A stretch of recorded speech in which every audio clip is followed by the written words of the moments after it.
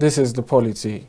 I've been joined now in the studio by the President, African Emancipation Movement for Good Governance, Mr. Lucky Obiyan. He joins me now to speak on the state of the nation, including issues of security and other developments in the polity. Good afternoon and welcome to the program. Good afternoon. It's good to have you back. Thank you for having me. All right. So let's start with some news that we're getting from across the country. I'll just read out a few. No fewer than 50 people have been killed and over 170 houses burnt in renewed onslaught on residents of Izobe in Ogutu, Imo State in the last 2 weeks. Factional National President of Ohanese Youth Council discloses at a press briefing in Owerri State, the capital, this weekend.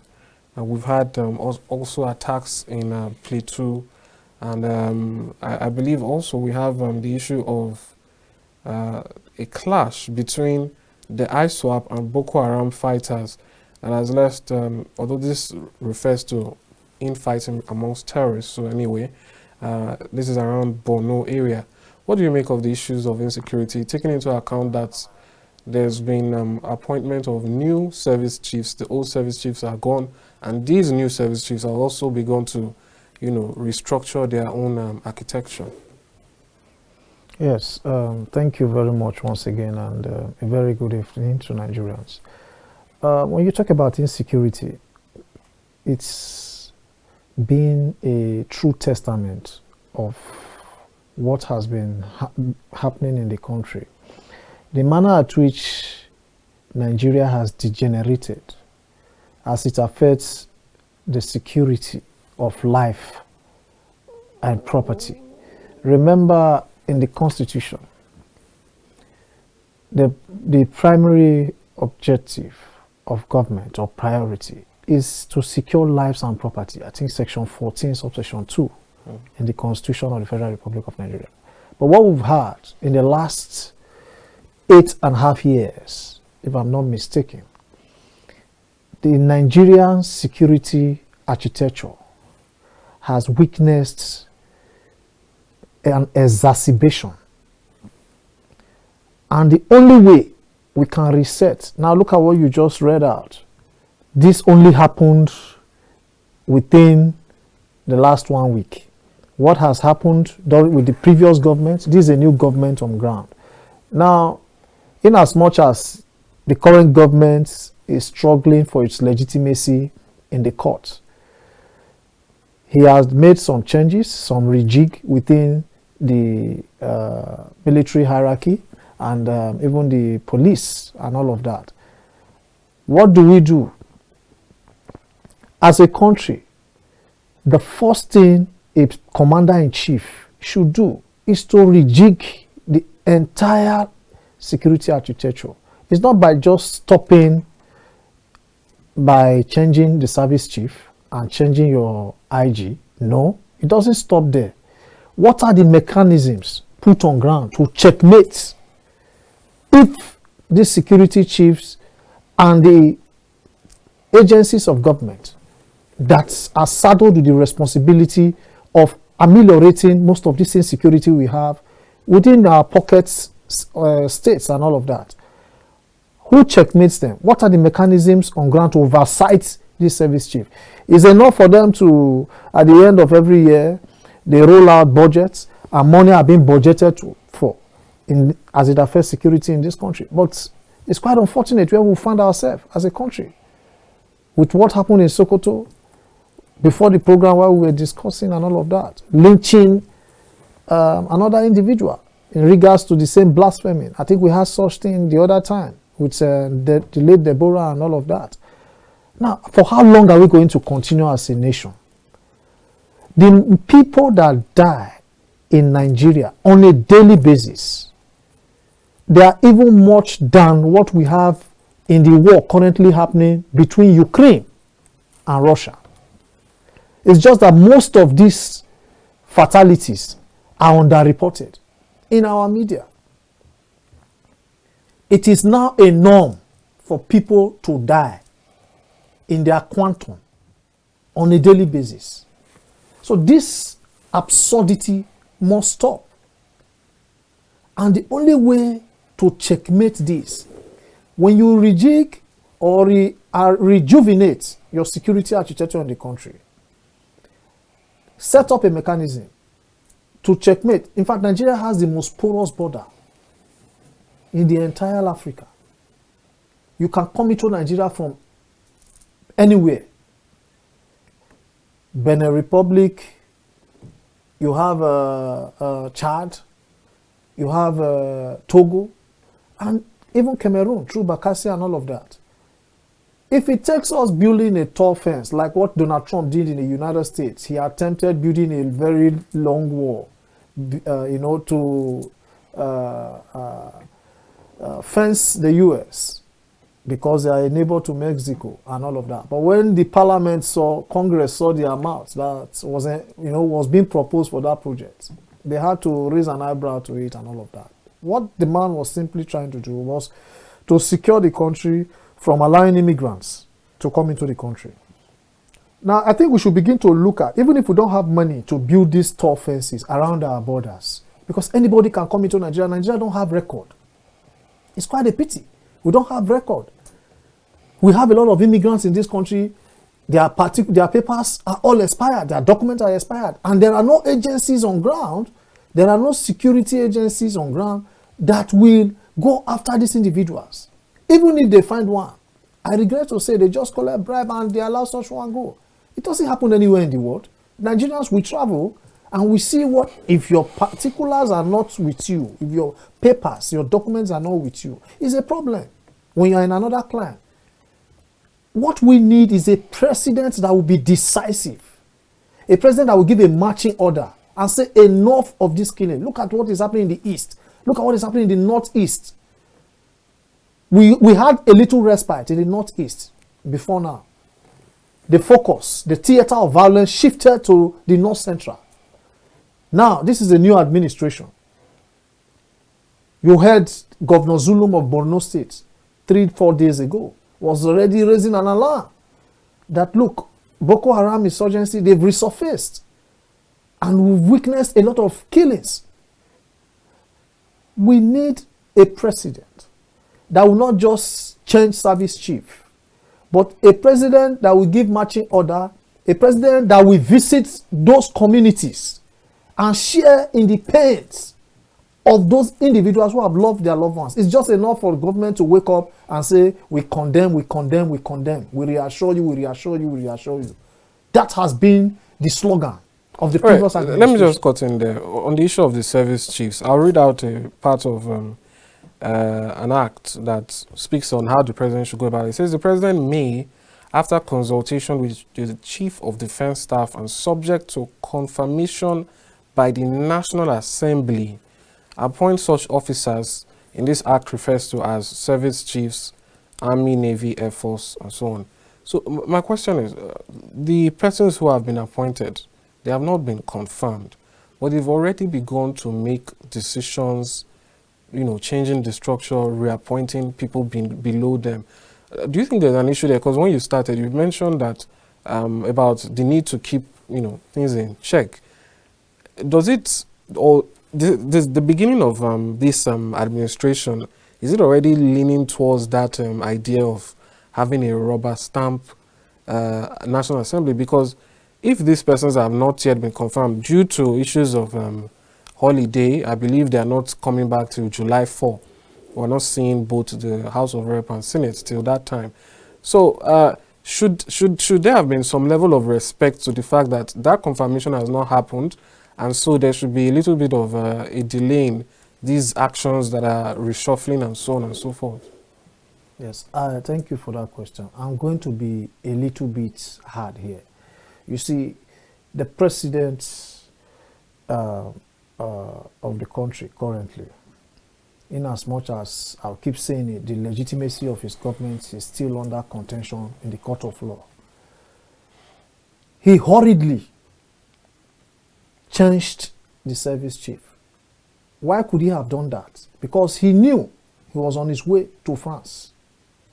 And the only way that he could have that respite when he's away, considering the controversial methodology upon which he got into office, was for him to rejig the entire security arrangement in the country, to quickly appoint the ones that will be subservient, the ones that will be loyal to him, you know, in a way of consolidating his grip on power, in power.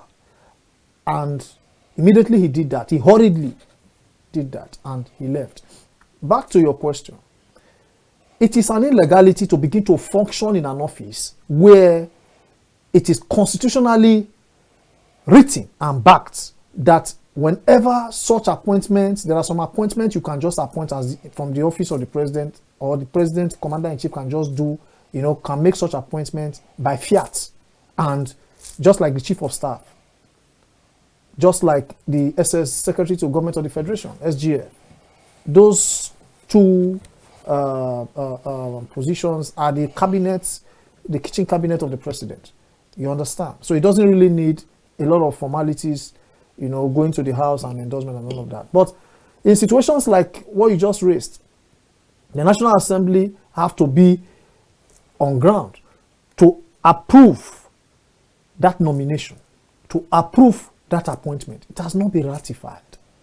And becomes an illegality, it becomes a legal contention when such individuals come into office and begin to dish out instructions and begin to carry out the functionality of that office. At that point, such individuals, in the eyes of the law, they have erred. It is an illegality. If anybody goes to court with that, I believe something substantial will come out of it. But, you know, this is a country that you do things with impunity, because we don't punish bad behavior in this part of the world. And that is what has run this country aground over the years. So, as a country that is serious with the business of governance, things have to be done according to the Constitution of the Federal Republic of Nigeria. It's not what we have today in this country is a situation where we have elites. They only cherry pick some sections of the Constitution that favors them as an individual. They jettison the one that has to do with the procedural arrangement laid down by the Constitution that they think is not favorable to them. So that's what they do. So in this instance, they have erred. He should have waited for the National Assembly to come, the 10th Assembly that was just inaugurated, I think last week. Allow them come back from recess. Like you said, July 4th, they should be back after the Salah holiday and all of that. They should come back. Then you can now send the names of your new service chiefs and all that. Just like what I told you earlier in my submission. I said it is the fear, you know, considering the controversial manner at which the current president got into office, and his position is still being challenged in the court of law by two powerful political parties. So at that point, that trepidation is there. He wouldn't want to let go and attend foreign arrangements without, you know, fortifying the villa with his men, up to the extent of even changing brigadier guards, changing people, you know, some of those arrangements, even in the villa, that has to do with the army and all of that. You know, I've never seen that happen in this country. But he went as far as even changing guards in the army, within the villa. He changed everyone. What are you afraid of? Well, it is an interesting perspective. But let's move on now to other issues. We're seeing across the country, varsities are increasing their school fees. They were even doing this even before recent times. But we're seeing there's still more to come. What's your take on, the alleged plan or implication that we're expecting more increases in terms of education, particularly with the signing of the Student Loan Act? It is believed that because students can now access loans, they might have to pay full price for a tertiary level education. What's your take on that? Yeah, thank you very much for bringing this up as well. You see, without, I stand to be corrected anywhere, the student loan that was signed by the current president is a scam. It's a complete scam. There is nothing like, if you go through the entire gamut of that student loan, the entire conditionality to be able to for you to stand eligible to collect that loan, it's inaccessible. That loan is inaccessible. Now, what are we talking about here? Because I see a lot of people, without prejudice, I see a lot of people try to praise the current administration for some step the president has taken in regards to firing appointees of his predecessors, disengaging appointees and public office holders of his predecessors, and reappointing his choice men and all of that. This is the current tradition. It's the tradition. That has been the tradition in Nigeria. When any president comes on board, he only works with the people he appoints, the people he believes can work with him. So I have not seen anything new or super. In this instance, signing the student loan, if you go through the entire loan that he signed, the entire act, or what you call it, you discover that no child, no student in this country will be able to get anything from that loan. In fact, there is no loan at all. Let's put that aside. Now, looking at the educational sector, it's quite unfortunate because in this country, when you add the private universities and the public universities that we have in this country, as I speak right now, they are not up to 2 million. You have about 1.8 million students. I'm combining both private and federal together. Now, the subvention that goes to the educational sector before now used to be about 300 billion. If you look at the 2023 budget, how much was budgeted for education? 1 trillion 24 billion. Now, out of which you take only 300 billion to fund education, which brings us to the issue of our educational sector is also underfunded. We are being underfunded. So now, permit me to juxtapose the National Assembly that is not up to 500 individuals. You have 360 members in the House of Representatives and 109 members in the Senate. When you merge both together, they're not even up to 500. What is the subvention that goes to the National Assembly? 150 billion for individuals that are not up to 500. Then, in this same country, you have the educational sector where you send subvention, 300 billion to over 1.8 million students in the country. As if that was not enough, you are now telling Nigerians that you are no longer funding university. You have even withdrawn the 300 billion. That's not official yet. They are just speculations. That is what is on ground. That is exactly what is on ground. Now, by the time they said it, they said they can no longer fund the education, and that is why the loan is coming up. That's an aberration. How do you grow a country like that?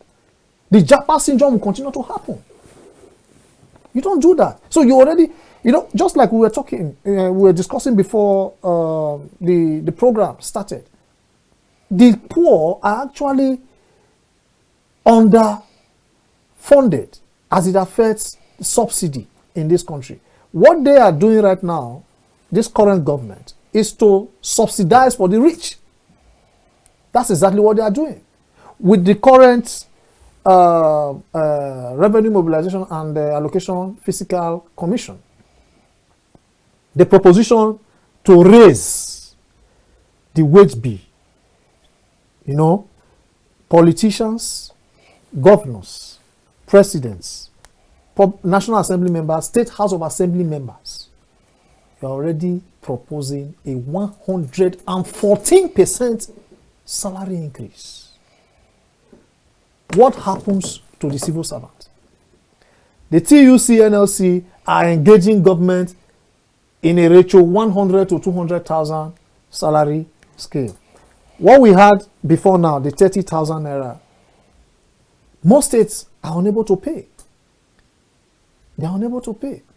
So when you look at the entire arrangement, at times when I look at this country, I weep.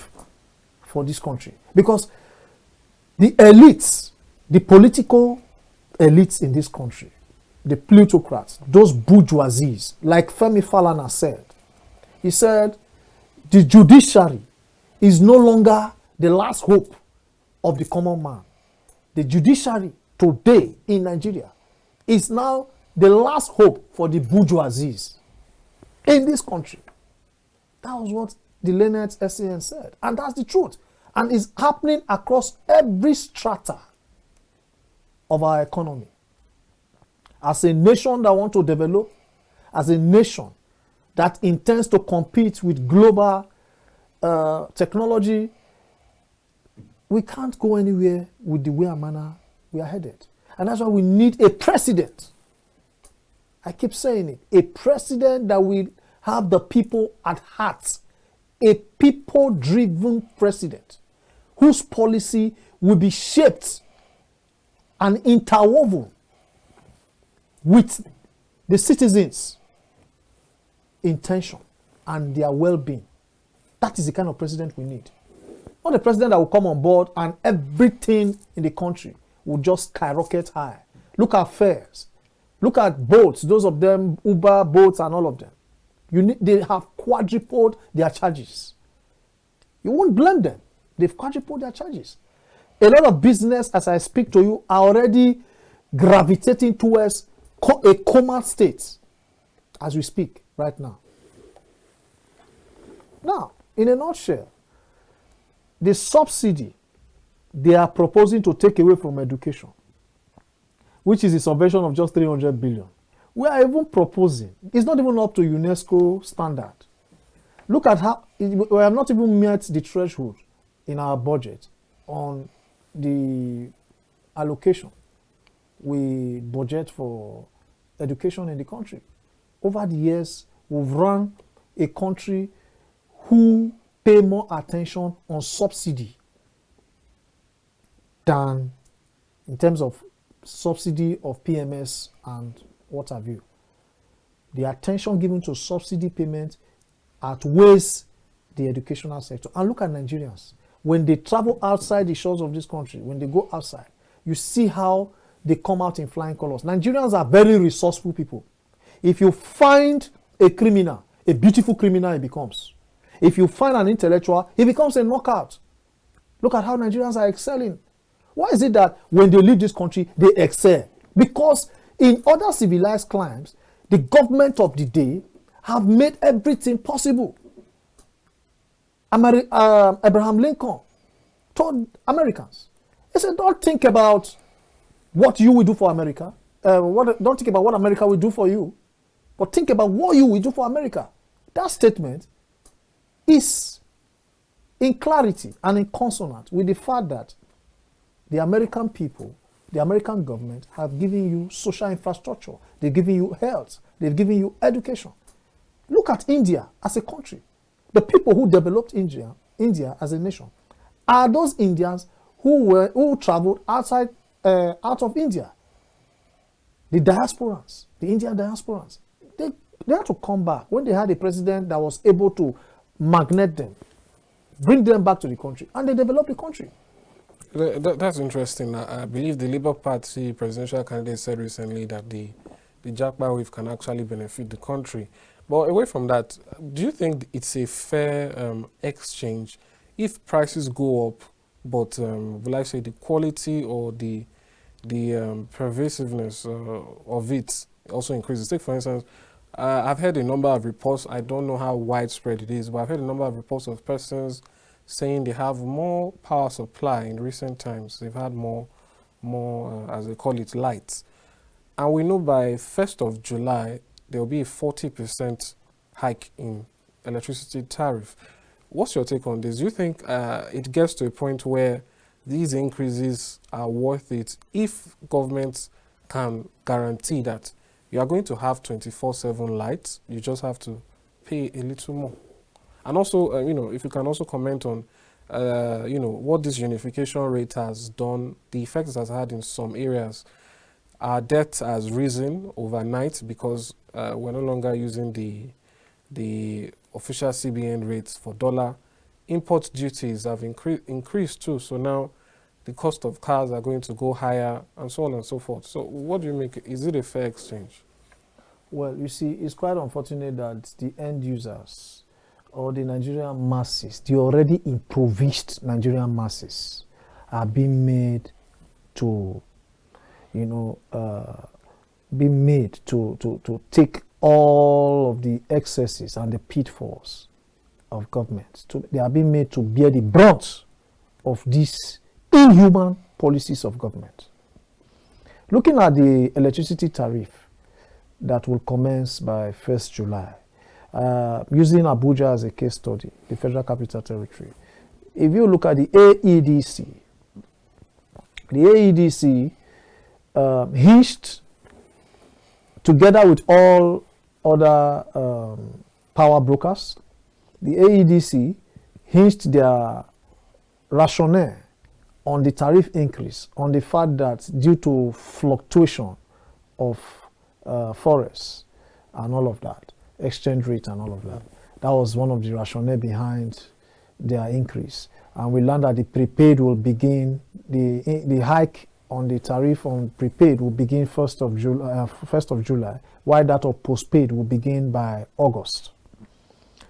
Now, what all of this tells you as an individual is that the debt burden or the debt profile, like you said, it has skyrocketed overnight. As we speak currently, it will interest the Nigerian people to note that the first quarter of 2023, between January to March, Nigeria serviced the debt profile with 1 trillion and 24 billion. It's on record. The debt, local debt services was 874 billion, while foreign debt servicing was 801 million US dollars. When you convert that, it's over 380 something billion naira. And that's how you arrive at the figure 1 trillion and 24 billion. What that tells you is that we have surpassed the IMF threshold of debt to service ratio. IMF once forecasted, DMO, Debt Management Office, they jettisoned with a wave of hand the forecast, and that is where we have arrived. As we speak right now, the Nigerian government will use 96% of its revenue generated to service debt.